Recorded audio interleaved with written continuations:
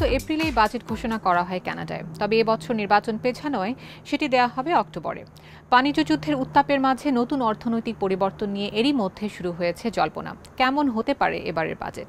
খানিকটা আভাস মেলে প্রধানমন্ত্রী মার্ক কার্নির বক্তব্যে। তিনি বলেন, এবারের বাজেটে একদিকে যেমন প্রাধান্য পাবে খরচ কমানো, অন্যদিকে এতে থাকছে বিনিয়োগ কেন্দ্রিক নানা পরিবর্তন।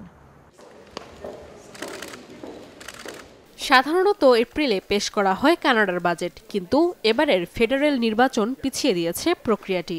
ফলে আগামী অক্টোবর মাসে সংসদে উত্থাপন করা হবে কানাডার মূল বাজেট। নির্বাচনকালীন প্রতিশ্রুতিতে কার্নি বলেছিলেন ৩ বছরের মধ্যে অপারেটিং বাজেট ভারসাম্যপূর্ণ করা হবে, কিন্তু প্রতিরক্ষা খাতে ব্যয় বৃদ্ধি, ট্যারিফ থেকে রাজস্ব কমে যাওয়া, ডিজিটাল সার্ভিস ট্যাক্স বাতিল এবং বিভিন্ন কর ছাড় দেওয়ায় সেই লক্ষ্য অর্জন হবে কিনা তা নিয়ে সন্দেহ প্রকাশ করেছেন অর্থনীতিবিদরা।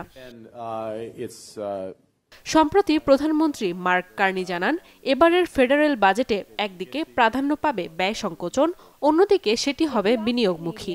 তবে বাজেটকে ঘিরে ইতিমধ্যেই নানা বিতর্ক ও সংশয় তৈরি হয়েছে। বিতর্কের শীর্ষে রয়েছে কানাডা সরকারের অপারেটিং খরচ, যা দীর্ঘদিন ধরে অস্বাভাবিক হারে বাড়ছে। পরিসংখ্যান বলছে, গত এক দশকে গড়ে প্রতি বছর 7% বেশি বেড়েছে সরকারি ব্যয়, যা অর্থনীতির গড় প্রবৃদ্ধির প্রায় দ্বিগুণ। কার্নি নিজেই একে অস্থিতিশীল পরিস্থিতি বলে উল্লেখ করেছেন। এবছর বাজেট বাস্তবায়নের ক্ষেত্রে বড় ধাক্কা আসতে পারে সরকারি চাকরির বাজারে। দেশটির অর্থ মন্ত্রণালয় জানায়, আগামী বাজেটে ফেডারেল পাবলিক সেক্টরে চাকরি কমানোর সম্ভাবনা রয়েছে।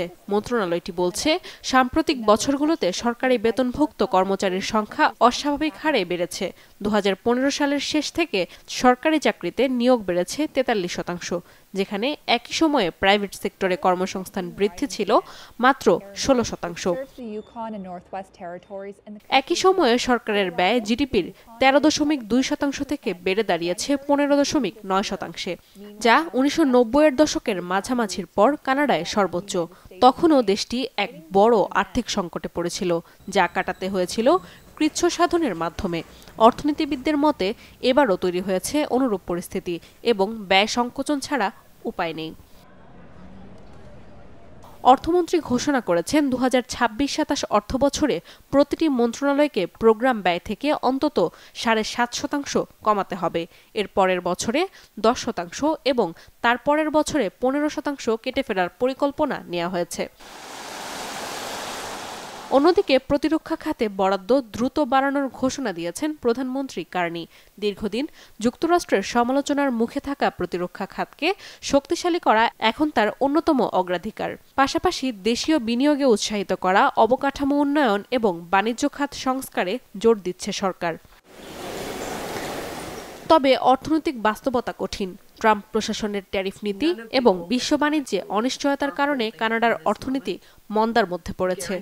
চলতি বছরের দ্বিতীয় প্রান্তিকে রপ্তানি হ্রাসের ফলে অর্থনীতি মহামারী পরবর্তী সময়ে সবচেয়ে বড় সংকোচনের মুখ দেখছে। এদিকে বিদায়ী সংসদীয় বাজেট অফিসার ইভ গিরোর স্থলাভিষিক্ত হয়েছেন জেসন জ্যাক্স। তিনি আগামী 6 মাস অন্তর্বর্তীকালীন বাজেট অফিসার হিসেবে দায়িত্ব পালন করবেন। সরকারি বাজেট ব্যবস্থাপনায় দীর্ঘ অভিজ্ঞতা রয়েছে জ্যাক্সের। তার বড় চ্যালেঞ্জ হবে আসন্ন বাজেট বিশ্লেষণ এবং সংসদকে স্বাধীন আর্থিক পরামর্শ দেয়া।